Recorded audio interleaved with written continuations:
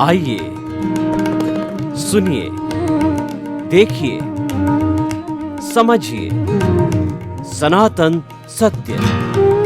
जैसी दृष्टि वैसी सृष्टि, दृष्टि विज्ञान। कुदरत, कुदरती रचना एवं कुदरत के कानून से शाश्वत सुख की प्राप्ति। जोधपुर के परम पूज्य महात्मा उपासक प्रोफेसर डॉक्टर सोहन राज तातेड़ के निर्देशन में सनातन सत्य। जैसी दृष्टि वैसी सृष्टि, दृष्टि विज्ञान।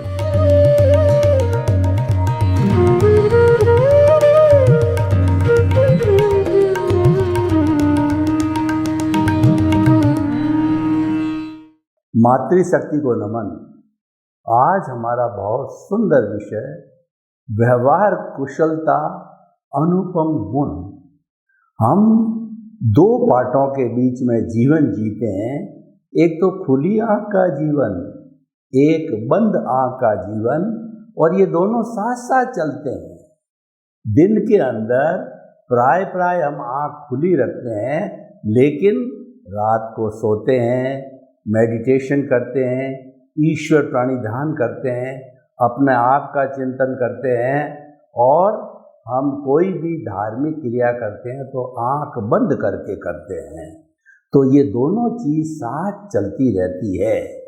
तो हमें जो है खुली आंख से जो हम व्यवहार करते हैं, मन से, वचन से, काया से, वो व्यवहार ऐसा हो कि किसी को कष्टदायी न हो, तो वह व्यवहार कुशल जीवन कहलाता है। नाम स्वयं बताता है कि व्यवहार में कुशलता होनी चाहिए। व्यवहार में कुशलता का अर्थ ये नहीं आप किसी प्रकार की आसक्ति रखें, किसी प्रकार का मोह रखें, और किसी प्रकार का अन्य लोभ लालच रखें। व्यवहार कुशलता ये नहीं है। व्यवहार कुशलता परस्परो ग्रो जीवानाम, live and let other live, जियो और जीने दो के सिद्धांत के ऊपर आधारित होती है कि हम कोई भी ऐसा कार्य न करें जिससे किसी को दुख हो, या जो हमको अच्छा नहीं लगे वैसा कार्य हमें दूसरे के साथ में नहीं करना चाहिए। मनुष्य एक सामाजिक प्राणी है। वो समाज के बिना एक दिन भी नहीं जी सकता, क्योंकि उसकी सारी रिक्वायरमेंट है समाज से पूरी होती है। रोटी, कपड़ा, मकान, शिक्षा, चिकित्सा, सुविधा, भरण पोषण, ये सब समाज से पूरा होता है। तो सामाजिक प्राणी होने के कारण उससे व्यवहार कुशल होना बहुत ज़रूरी है। तब हम कुछ उन सूत्रों पर चिंतन मनन करेंगे जो हमको व्यवहार कुशल बनाते हैं। देखिए, व्यवहार कुशल बनने के लिए हमें जो हमारा जो माइंड है, जिसको कि हम ब्रेन कहते हैं, उसके 3 स्तर है। पहला स्तर है एनिमल माइंड, पशु का जो है मस्तिष्क, और दूसरा है कि मानव मस्तिष्क, ह्यूमन माइंड। तीसरा है सेलेशियल माइंड, इसका मतलब दैविक दिमाग। दिमाग वही है, लेकिन उसके 3 स्तर है। 3 स्तर का मतलब ये है, अगर हम एनिमल माइंड का उपयोग करते हैं तो हम अव्यवहार कुशल है। इसका मतलब ये है कि हम प्योरली जो है अपने स्वास्थ्य का काम करते हैं, दूसरे की केयर नहीं करते हैं, और कई बार दूसरे को दुख भी दे देते हैं, दूसरे का शोषण भी कर देते हैं, दूसरे का अपमान भी कर देते हैं। क्योंकि एनिमल तो यही करता है ना। एनिमल ये क्यों करता है? क्योंकि उसके पास विवेक नहीं है। एनिमल माइंड और ह्यूमन माइंड का जो डिस्टिंक्शन करने वाला भेद है, वह है विवेके धम्ममाये। विवेक ही धर्म है। मनुष्य एक विवेकशील प्राणी है। पशु के पास विवेक नहीं है। बाकी पशु में भी 5 इंद्रियां हैं। पशु के अंदर भी सारी चीजें, मन है, बुद्धि है, चित्त है, अहंकार है, लेकिन विवेक की कमी होने के कारण उसमें वह एफिशिएंसी, वह जागृति, वह व्यवहार कुशलता, वह नहीं आती है। तो इसीलिए ह्यूमन माइंड की बात करें तो ह्यूमन माइंड होता है वह दोनों पक्षों पर काम करता है, स्वार्थ की चेतना और परार्थ की चेतना, यानी मैं भी जीऊं, मेरा पड़ोसी भी जिए और सभी प्रसन्न रहे। ऐसा नहीं होना चाहिए कि मैंने पिया, मेरे बैल ने पिया, कुआं डहे तो डहे। कई लोग होते हैं, कई लोग इतने स्वार्थी होते हैं कि अपना मतलब सदा तो खिसक गए और अपने मतलब के लिए अगले को चाहे कितना ही नुकसान हो उनको उससे मतलब नहीं है, और वह चापलूसी करेंगे या व्यक्ति के साथ में चिपके हुए तब तक रहेंगे जब तक कि उसका स्वार्थ होता है, और स्वार्थ निकल गया तो जयराम जी की। कई बार क्या होता है कि माता पिता अपनी संतान को जन्म देते हैं, और अगर संतान स्वार्थी होती है तो देखिए कि संतान को स्वार्थ कब तक रहता है, संतान के बड़ी होने तक, उसके बाद के अंदर जो है उसके पढ़ाई लिखाई तक, उसके बाद उसकी शादी होने पर, उसके बाद उसको नौकरी लगो या रोजगार लगो, यानी वो अच्छी स्थिति में पैरों पर खड़ा हो जाता है, उसके बाद उसका स्वार्थ मिट जाता है तो वो पेरेंट्स की केयर करना बंद कर देता है और अपनी बीवी को लेकर के अलग मौज मजा मस्ती की जिंदगी जो है जीता है। तो वो लोग स्वार्थी होते हैं, वो लोग एनिमल माइंड के लोग होते हैं और स्वार्थ की चेतना बहिरात्मा से प्रेरित होते हैं। लेकिन व्यवहार कुशल आदमी ऐसा कभी नहीं करेगा, क्योंकि व्यवहार कुशल आदमी चिंतनशील होता है। वह सोचेगा कि मेरे पेरेंट्स, आज अगर मैं पेरेंट्स की सेवा नहीं करूँगा तो मेरी संतान ये सब देखती है कि ये पेरेंट्स की सेवा नहीं करते हैं, तो वे उसकी संतान कभी भी उसकी सेवा नहीं करें। क्योंकि मनुस्मृति के अंदर क्लियर लिखा हुआ है कि जो संतान अपने माता पिता को चित्त समाधि नहीं पहुंचा सकती, तो जब उस व्यक्ति की संतान बड़ी होती है तो वह भी वैसा ही करती है। तो व्यवहार कुशल जीवन के लिए कहने का अर्थ ये कि हमें स्वार्थ बुरा नहीं है। स्वार्थ तो अपना रोटी कपड़ा मकान शिक्षा चिकित्सा भरण पोषण अपना परिवार ये तो करना ही पड़ेगा, क्यों, तो ये बेसिक चीज़ है। मात्र दूसरों का भला करें और हमारे परिवार का ध्यान न दें, हमारे स्वास्थ्य का ध्यान नहीं दें, हमारी आर्थिक स्थिति का ध्यान न दें, तो हम बहुत घाटे का सौदा है। पहले अपनी आर्थिक स्थिति मजबूत होनी चाहिए, पहले अपना परिवार मजबूत होना चाहिए, फिर आप जो है वानप्रस्थ जीवन लो, फिर आप समाज की सेवा के लिए निकलो। वो प्रथम आवश्यकता है, उसकी पूर्ति किए बिना आप परार्थ में चले जाते हो तो ये अन्याय है। आपके बच्चे बड़े हो गए, आपकी पुत्री बड़ी हो गई, अब आप जो है उसकी शादी नहीं करते हो या बच्चों को पढ़ा नहीं पाते हो, तो ये आप सरासर परिवार के साथ अन्याय है और अपनी ड्यूटी से भागना है, ये कायरता है। तो इसीलिए व्यवहार कुशलता का पहला गुण ये है कि हम दूसरों की केयर करें और जो चीज़ हमको अच्छी नहीं लगती वो दूसरों के साथ हम वो जो है बिल्कुल उसका उपयोग नहीं करें। दूसरा सूत्र है, हमारे को अहंकार उपशमन का जीवन जीना चाहिए। मैं ये कहूँ कि व्यक्ति में बिल्कुल अहंकार होना ही नहीं चाहिए, वह संभव नहीं है। वह केवल ईश्वरी ऐसा व्यक्ति है, क्षपक श्रेणी वाला ही ऐसा जीव है, वीतरागी ऐसा जीव है जो कि बिल्कुल जो है अहंकार शून्य हो जाता है। पर नॉर्मल ग्रस्त व्यक्ति हो नहीं सकता, लेकिन वह अहंकार लिमिट में रहना चाहिए। अहंकार दो तरह का होता है, एक तो अहंकार ऐसा होता है जो कि अपने साथ वाले लोग, परिवार के सदस्य है, समाज के सदस्य है, और जहाँ पर उसका वर्किंग फील्ड है वहाँ उसके साथ काम करने वाले लोग हैं, उनके साथ में दुर्व्यवहार करना, उनको तुच्छ समझना, अपने आप को सुपीरियर समझना और अपनी बात लोगों पर थोपना, एकांतवादी बनना और हो सकता है वो पावरफुल हो तो लोग उसके सामने तो नहीं कहें, लेकिन पीठ पीछे तो अवश्य उसकी निंदा होती है। तो हमें ऐसा कार्य नहीं करना चाहिए। यानी व्यक्ति में कषाय उपशमन, क्रोध, अहंकार, माया, लोभ, ये सारे कषाय कहलाते हैं। ये लिमिट में होने चाहिए। मैं ये नहीं कहता कि ये बिल्कुल ज़ीरो हो जाना चाहिए, ज़ीरो संभव नहीं है। अगर ज़ीरो हो जाते हैं तो हम खुद ईश्वर बन जाएंगे, हम खुद मुक्ति को चले जाएं, लेकिन वो लिमिट में होना चाहिए। कहा भी गया है कि excess of everything is bad.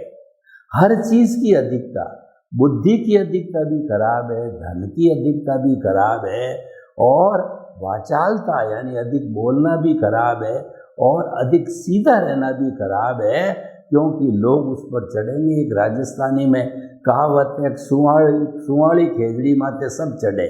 यानी राजस्थान के अंदर खेजड़ी ज़्यादा होती है, तो जो मुलायम खेजड़ी होती है, समतल खेजड़ी होती है, उसका जो तना है ना, वो जो रफ नहीं होता है, तो सभी लोग उस पर चढ़ना पसंद करेंगे। यानी सीधा व्यक्ति होता है, हर एक उस पर सवार होता है, उसको फटकार देता है, उसको झाड़ देता है। तो इतना सीधा भी काम का नहीं है, नहीं होना चाहिए। व्यवहार कुशल का अर्थ होता है कि लिमिट में रहना, लिमिट के बाहर नहीं जाना। तो कषाय उपशमन की साधना व्यवहार कुशलता में जरूरी है।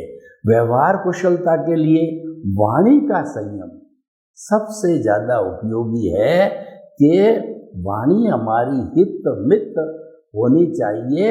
हित का मतलब जो हितकारी भाषा बोलो, किसी को कष्ट पहुँचे ऐसी भाषा नहीं बोलना, तंतीली टॉन्टिंग भाषा नहीं बोलना, और किसी का रहस्य उद्घाटन हो, किसी को कष्ट पहुँचे ऐसी भाषा नहीं बोलना, सत्य भाषा बोलना, और उसके साथ साथ में मीठी भाषा बोलना। ऐसी वाणी बोलिए और मन का आपा होए, औरन को शीतल करे और आपो शीतल होए। हमें मधुर बोलना चाहिए, मित बोलना चाहिए, आवश्यकता हो उतना ही बोलना चाहिए। अधिक बोलता है व्यक्ति वाचाल हो जाता है, और वाचाल होने पर कभी न कभी कोई चीज़ गलत निकल जाती है, और वो गलत चीज़ है राग द्वेष, लड़ाई झगड़ा, टंटा और क्रिया प्रतिक्रिया भी पैदा कर सकती है। तो इसलिए वाणी का संयम जो है व्यवहार कुशल होने के लिए बहुत ही ज़रूरत रहती है। व्यक्ति को भगवान ने जो एक तो मुंह दिया है, और दो आँखें दी है, और दो कान दिए हैं, तो क्या कभी आपने शोध किया कि मुंह एक क्यों है? 5 इंद्रियां में स्पर्श इंद्री हर एक के अंदर एक से ज़्यादा है। मुंह इसलिए एक दिया है कि पहले बोलो फिर तोलो, बोलो कम सुनो ज़्यादा, बोलो कम देखो ज़्यादा, बोलो कम सहन ज़्यादा करो। तो जितना जितना आप कम बोलेंगे और दूसरों को ज़्यादा सुनेंगे, इसका मतलब है कि आप दूसरों को रेस्पेक्ट देते हो, और बिल्कुल सामने वाले को एक शब्द भी बोलने का अवसर नहीं देते हो, और आप बोलते ही जाते हो, बोलते जाते हो। तो ये व्यवहार कुशलता नहीं है, ये आपका अहंकार है, ये आपका ईगो है। और ईगो वाला व्यक्ति वो जल्दी जो है विनाश की ओर प्राप्त हो सकता है। तो भाई और बहनों, ये व्यवहार कुशलता के लिए, व्यवहार कुशलता के लिए टीम स्पिरिट का होना बहुत ज़रूरी है। आप जो लीडर हो, अपने परिवार के मुखिया हो, या कोई भी आपकी टीम है, जैसे क्रिकेट की है, कबड्डी की है, फुटबॉल की है, वॉलीबॉल की है, या आप कोई नेता हो, एमएलए हो, एमपी हो, तो ऐसे लोग जो लीडरशिप करते हैं, उनके लिए बहुत ज़रूरी है कि सबको साथ लेकर चलने की कला आनी चाहिए। क्योंकि हमारे समाज के अंदर तो मुंडे मुंडे मतिर भिन्ना, एक परिवार में 5 या 10 सदस्य होते हैं, हर एक का दिमाग अलग अलग होता है। एक टीम में 11 सदस्य होते हैं, तो हर एक का दिमाग अलग अलग होता है। उसी तरह से एक एमएलए की कॉन्स्टी में कितने लोग होते हैं, एमपी कॉन्स्टिट्यूंसी में कितने लोग होते हैं। तो हमें क्या करना चाहिए, सबको साथ लेकर के चलने की बात होनी चाहिए। यानी किसी को दुत्कारना, किसी को डांटना, किसी को फटकारना, किसी की निंदा करनी, किसी को ओछा बोलना, किसी के साथ मिसबिहेवियर किया, ये नहीं होना चाहिए। और जब कभी भी आपको क्रेडिट मिले तो वह क्रेडिट सब में बांटनी चाहिए। आपको चाहे जैसे कैप्टन है आपका क्रिकेट की टीम का, इंडिया की टीम जीत गई तो कैप्टन को कहना चाहिए ये जीत मेरी नहीं है, ये जीत मेरे देश भारत की है, देशवासियों की है। और मेरे साथ टीम के जितने जितने लोगों ने जो है भरसक प्रयत्न करके विजय प्राप्त की है, ये जो है ये सराहना, ये एप्रिसिएशन और ये विजय उन लोगों की है। जब ये विकेंद्रीकरण हो जाता है तो सभी लोग प्रसन्न होते हैं और ऐसे लोगों के साथ में काम करने के लिए लोग उतारू होते हैं, लोग काम करते हैं। बहुत से जैसे अटल बिहारी वाजपेयी को देखिए और वर्तमान में हमारे मोदी जी को देखिए, और पहले भी बड़े राजनीतिज्ञ हुए हैं, बड़े धर्मगुरु हुए हैं, बड़े धर्म सुधारक हुए हैं। तो वो क्या करते थे कि जब कोई भी समाज के अंदर बुराई होती थी या समाज के अंदर कोई भी जिम्मेवारी लेने का, जैसे रेल मंत्री, रेल का एक्सीडेंट हो गया तो अगर चिंतनशील रेल मंत्री है तो वो कहेगा कि क्योंकि मैं रेल मंत्री हूँ और मेरे कार्यकाल के अंदर इतना बड़ा एक्सीडेंट हुआ है, इसका मतलब मैं सक्षम नहीं हूँ, मैं पद को छोड़ता हूँ। तो वास्तव में वो उसकी स्वयं की गलती नहीं है, but head of the department है। और इतनी बार तो वो प्रायश्चित करता है, पश्चाताप करता है, सॉरी फील करता है। इसका अर्थ ये है कि वो जो है पूरे सिस्टम में सुधार करेगा।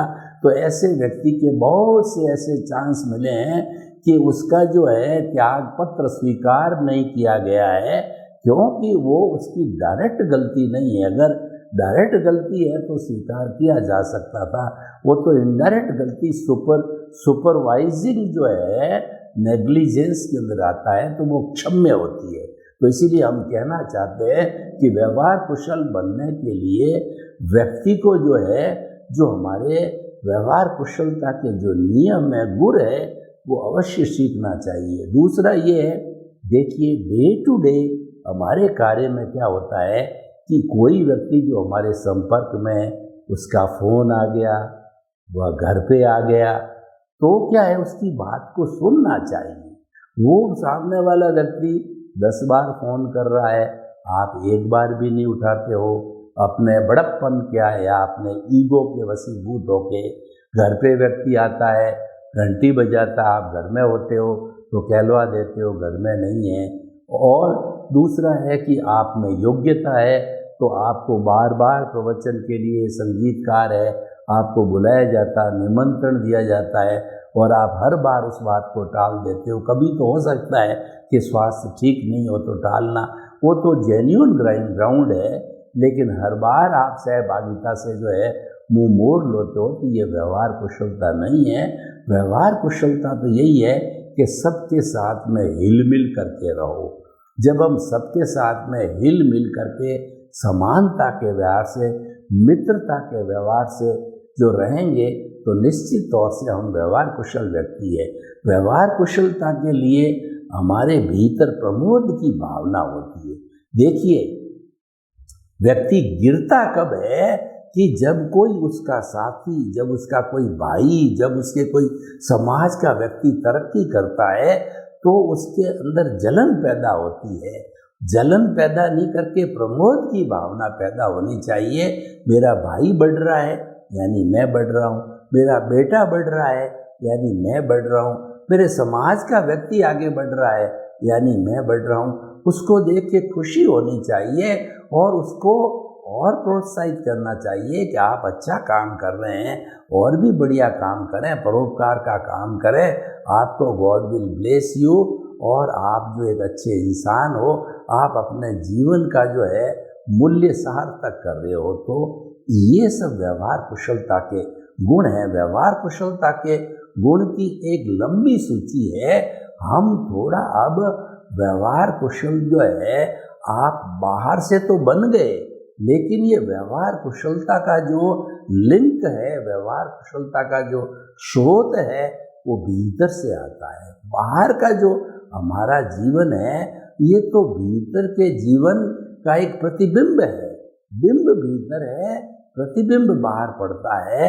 हम किसी तालाब के पास जाके खड़े रहते हैं, पानी शांत होता है तो जैसा हमारा बिंब होता है वैसा प्रतिबिंब बनता है।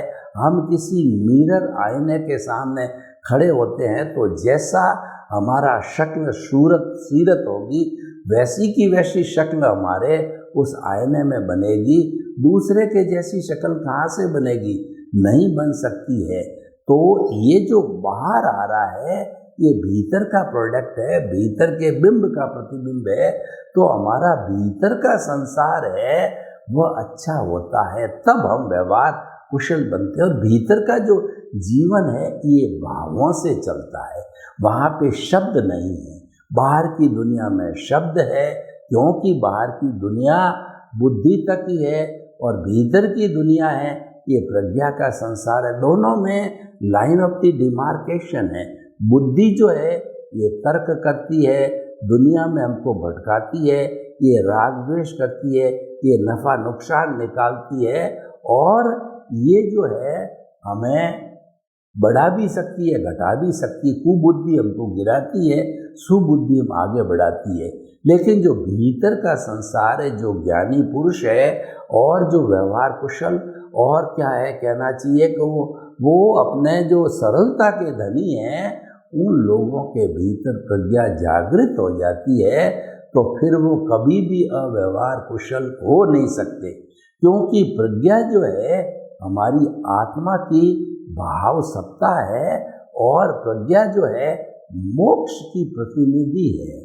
जैसे कि भारत का राष्ट्रपति या भारत का प्रधानमंत्री प्रतिनिधि बनकर के दूसरे देश में जाता है तो 130 करोड़ की जनता का प्रेजेंटेशन करता है। वो एक एमपी है 10 लाख लोगों की जो है प्रेजेंटेशन करता है और एक जो है एमएलए है वो 1 लाख लोगों का प्रेजेंटेशन करता है।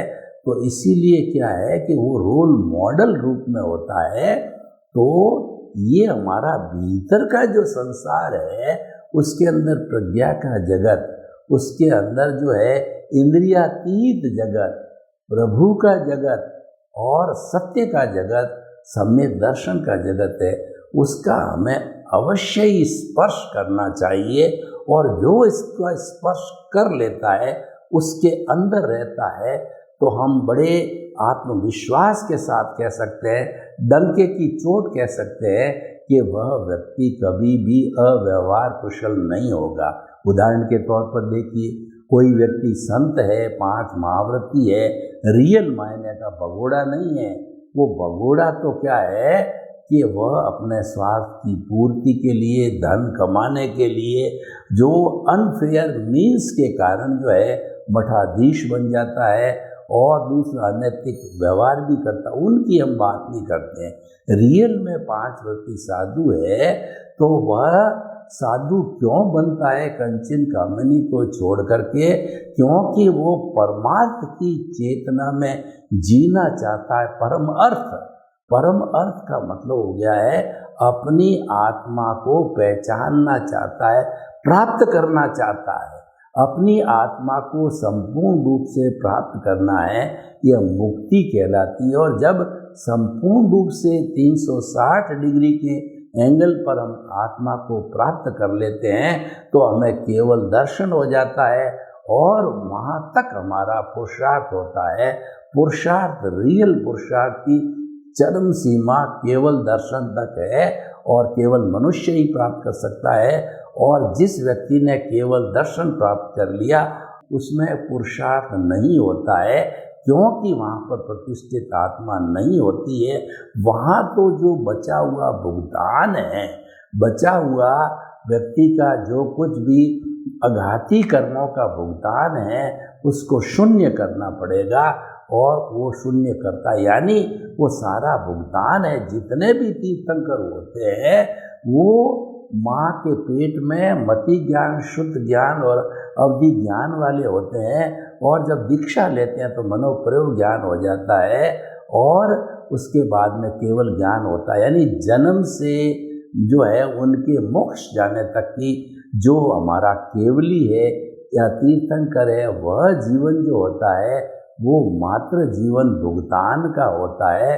और क्योंकि इसमें प्रतिष्ठित आत्मा नहीं है, उसमें मात्र जो है डिस्चार्ज चलता है, लाइव प्रतिष्ठित आत्मा नहीं है।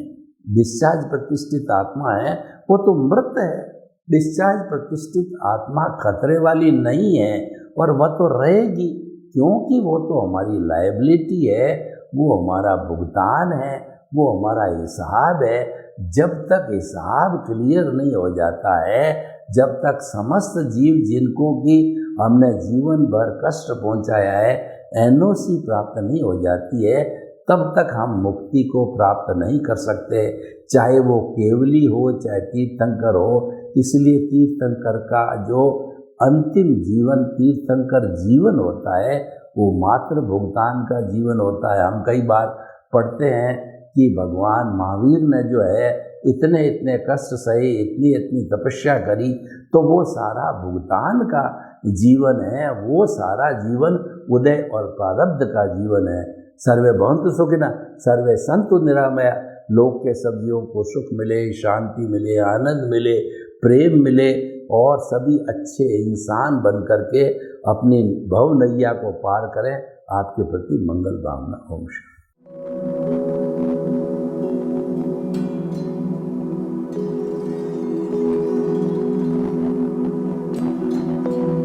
एक ऐसा अंतर्राष्ट्रीय ख्याति प्राप्त मानव जो गुरु प्रेरणा से पिछले 20 वर्षों से वानप्रस्थ जीवन जीते हुए 24 घंटे मानवता की सेवा में संलग्न है। एक ऐसा मानव जो अभी राष्ट्रीय, अंतर्राष्ट्रीय टीवी चैनलों पर 7,500 एपिसोड के माध्यम से सनातन सत्य, आत्मविज्ञान एवं पुनरुत्थान, व्यवहार एवं निश्चय जगत के जीवनोपयोगी विषयों पर हृदय स्पर्शी प्रवचन कर चुका है। उस मानव का नाम है महात्मा उपासक प्रोफेसर डॉक्टर सोहन राज तातेड़। प्रोफेसर तातेड़ द्वारा योग, दर्शन, शिक्षा विषयों पर रचित पीएचडी स्तर के 250 शोध ग्रंथ भारत के 100 प्रतिष्ठित विश्वविद्यालयों में शोधार्थी पढ़ रहे हैं तथा वे सभी शोध ग्रंथ वहां की सेंट्रल लाइब्रेरियों में उपलब्ध हैं। महात्मा सोहन राज ने अभी तक हजारों स्कूलों, कॉलेजों, विश्वविद्यालयों एवं संस्थाओं में सेमिनार, वर्कशॉप, कैंप लगाकर लाखों विद्यार्थियों को योग, दर्शन, शिक्षा का प्रशिक्षण देकर उन्हें सुसंस्कारित किया। डॉक्टर तातेड़ ने भारतीय संस्कृति उत्थान के 4000 से अधिक समसामयिक विषयों पर आर्टिकल लिखकर ऑनलाइन जर्नल, पत्रिकाओं, वेबसाइट्स पर प्रकाशित किया, जिसका उपयोग लाखों पाठक कर रहे हैं। उपासक तातेड़ के 5000 से अधिक आज का सुविचार, आज का शुभ संदेश, आज का मंगल भावना योग आदि चिंतन websites, Twitter, blogger, Facebook, YouTube माध्यमों से लाखों लोग अपना जीवन निर्माण कर रहे हैं। मानवता के मसीहा ऐसे महामानव महात्मा सोहन राज तातेड़ के प्रोफाइल को अभी तक विश्व के 20 लाख दर्शक यूट्यूब पर, 12 लाख गूगल पर एवं लाखों दर्शक फेसबुक, ब्लॉगर, ट्विटर और इंस्टाग्राम पर देख चुके हैं।